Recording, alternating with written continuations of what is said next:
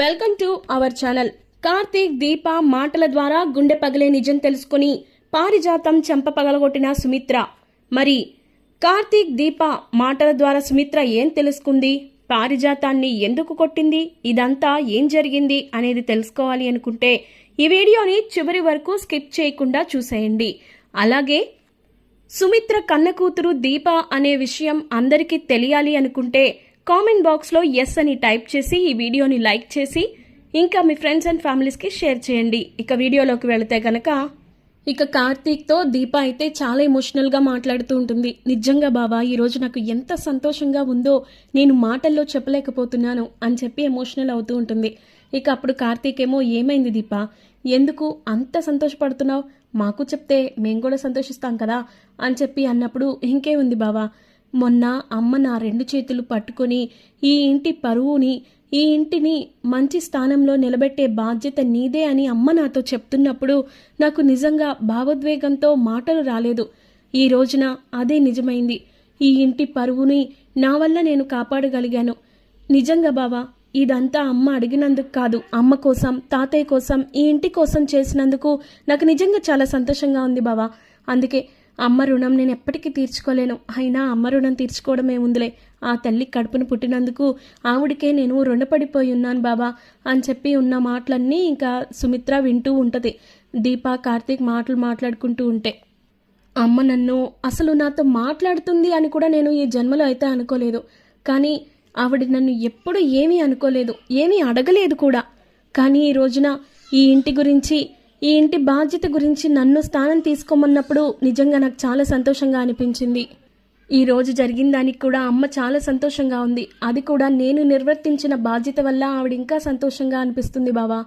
నిజంగా ఈ మాటలు నాకు గొంతులోంచి రావట్లేదు బాబా, గుండెల్లో నుంచి వస్తున్నాయి అని చెప్పేసి దీప ఎమోషనల్గా మాట్లాడుతుంటే కార్తీక్ కూడా, అవును దీప, నాకు కూడా ఈరోజు జరిగిన దానికి చాలా సంతోషంగా అనిపిస్తుంది తెలుసా. నిజంగా అత్తయ్య ఇచ్చిన మాట ప్రకారం, ఇంకా అత్తయ్య దగ్గర తీసుకున్న మాట ప్రకారం నువ్వు ఇంటి పరువుని, బాధ్యతని నీ నెత్తి మీద పెట్టుకొని సక్రమంగా నిర్వర్తిస్తున్నావు. ఈ విషయంలో నేను కూడా చాలా సంతోషంగా ఉన్నాను దీప అని కార్తీక్ కూడా అంటూ ఉంటాడు. ఓ పక్కన జోస్నేమో ఈ ఇంటి పరువు తీసేయాలని, నువ్వు మాత్రం గెలవకూడదని కంకణం కట్టుకుని కూర్చుంది. కానీ నువ్వలా కాదు, ఎంతో బాధ్యతగా అసలు ఈ ఇంటి బాధ్యతని నీ నెత్తిన పెట్టుకున్నావు అని చెప్పి కార్తీక్ అంటూ ఉంటాడు దీపతో. సూరజ్ ద్వారా ఎలా అయినా సరే నిన్ను ఇచ్చేయాలనుకుంది. సూరజ్ తనకి ఎదురు తిరిగేసరికి తనేం చెయ్యాలో తనకే అర్థం కాలేదు. కానీ జ్యోత్స్న మనసుని కూడా మార్చి మరీ ఈ పోటీలో నువ్వు విన్ అయ్యావు చూడు, అది కొసమెరుపు దీప అని చెప్పి కార్తీక్ పొగుడుతూ ఉంటాడు దీపని. అవును బావా, నిజంగా జ్యోత్స్న విషయంలో కూడా నాకు అదే అనిపించింది. జ్యోత్స్న మొన్న నేను చెప్పినట్లుగా చేసింది, నేను చెప్పినట్లుగా నాకు హెల్ప్ చేసి ఈ పోటీలో విన్ అయ్యేలా చేసింది. నిజానికి ఈ బాధ్యతలో తనకు కూడా క్రెడిట్స్ ఉన్నాయి బావా. కానీ ఇంకొక విషయం ఏంటంటే, జ్యోత్స్న మనసు ఎప్పుడు ఇలాగే మార్చుకొని సంతోషంగా ఉండగలిగి ఇంట్లో వాళ్ళని కూడా సంతోషంగా ఉండగలిగేలా చేస్తే నిజంగా ఈ ఇల్లు ఎంతో ప్రశాంతంగా ఉంటుంది కదా బావా అని చెప్పి దీప అంటూ ఉంటుంది కార్తీక్ తోటి. ఎందుకంటే తను ఈ ఇంటి వారసురాలు కాకపోయినా కూడా ఎవరు ఏమీ అనడం, ఖచ్చితంగా ఈ విషయంలో జ్యోత్స్న గురించి బయటపడకూడదు. కానీ ఈ విషయంలో నేనే సుమిత్ర అమ్మ కన్న కూతుర్ని అని తెలిసినా నేను ఏమీ చేయలేకపోతున్నాను బావా. ఎవరికి ఈ విషయాన్ని చెప్పుకోలేను. ఎందుకంటే జ్యోత్స్నని చిన్నప్పటి నుంచి అమ్మ ఎంతో ప్రాణంగా ముద్దుగా పెంచుకుంది. ఈ రోజున తను తన కన్న కూతురు కాదు అనే విషయం తెలిస్తే సుమిత్రమ్మ తట్టుకోలేదు. నేను తన కన్న కూతుర్ని అని కడుపారా చెప్పుకోలేని పరిస్థితి బావా. నిజంగా నాలాంటి బాధ ఏ ఆడపిల్లకి రాకూడదు అని చెప్పి బాధపడుతూ ఉంటుంది దీప. అంతేకాదు బావా, ఈ వయసులో సుమిత్ర అమ్మకి ఈ విషయం తెలియకూడదు కూడా. ఎందుకంటే జ్యోత్స్న తన కన్న కూతురు కాదని తెలిస్తే ఇంతకాలం ప్రాణంగా పెంచుకున్న తనని మిస్ చేసుకుంటున్నందుకు ఆవిడ తట్టుకోలేదు. నేనే తన కన్న కూతురిని ఇన్నాళ్ళు అనాథలాగా, ఎక్కడో అనామకురాలిలాగా పెరిగాను అన్న విషయం తనకి తెలిసినా ఆవిడ తట్టుకోలేదు బావా అని చెప్పి బాధపడుతూ ఉంటుంది దీప. అందుకే ఈ విషయాలన్నీ నేనే ఈ ఇంటి వారసురాలని అని, ఇంకా జ్యోత్స్న తన ఇంటి కూతురు కాదనే విషయం జ్యోత్స్నకి తెలిసినా కూడా నేను ఏమీ మాట్లాడట్లేదు. ఎందుకో తెలుసా బావా, ఈ విషయాలన్నీ ఈ వయసులో ఈ ఇంట్లో వాళ్ళకి తెలియాల్సిన అవసరం లేదు. అందుకే ఎలా అయినా సరే జ్యోత్స్న మనసు మారి మంచిగా ఉండి అమ్మ కోరిక ప్రకారం తను ఒక మంచి అబ్బాయిని పెళ్లి చేసుకుని సంతోషంగా ఉంటే చాలు అనిపిస్తుంది. అప్పుడు ఈ ఇల్లు ఆటోమేటిక్గా ప్రశాంతంగా ఉంటుంది.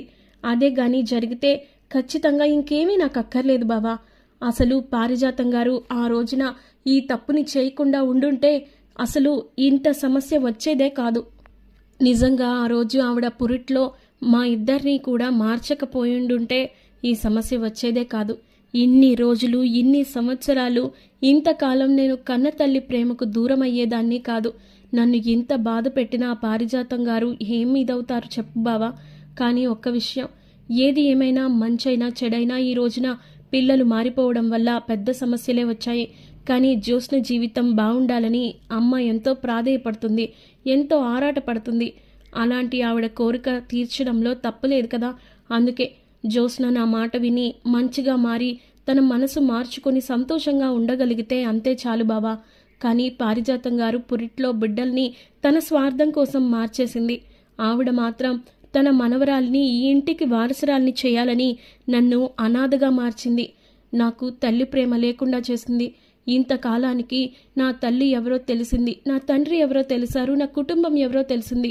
కానీ ఈ రోజున వాళ్ళకి నేను చేరువ కాలేకపోయాను చూసావా బావా. నాకన్నా దురదృష్టవంతురాలు ఇంకెవరూ ఉండరేమో కదా. ఎందుకు ఆ భగవంతుడు కూడా నా మీద ఎంత పగబట్టాడో తెలియదు, కానీ నాకు తల్లి ప్రేమను మాత్రం దగ్గర చేస్తే అంతే చాలు అనిపిస్తుంది బావా. ఈ జన్మలో నేను ఇంకా భగవంతుడిని ఇంకేమీ అడగను అని చెప్పి దీప ఎమోషనల్ అవుతుంటే ఈ మాటలన్నీ సుమిత్ర వినేస్తుంది. సుమిత్ర వినేసి ఒక్కసారిగా ఇంకా షాక్ అయిపోయి ఇంకా అసలు మాటలు రావు. వెంటనే పారిజాతం దగ్గరికి వెళ్ళి, అత్తయ్య గారు మీరు ఏం చేశారు 25 ఏళ్ల క్రితం అని చెప్పి అడిగేసరికి ఒక్కసారిగా ఇంకా మాట రాదు. అలా నుంచుండిపోద్ది. ఏంటిది, ఏమడుగుతుంది, ఏం చేసి వచ్చాను నేను, అది ఇది అని ఆలోచించుకుంటూ ఉంటుంది.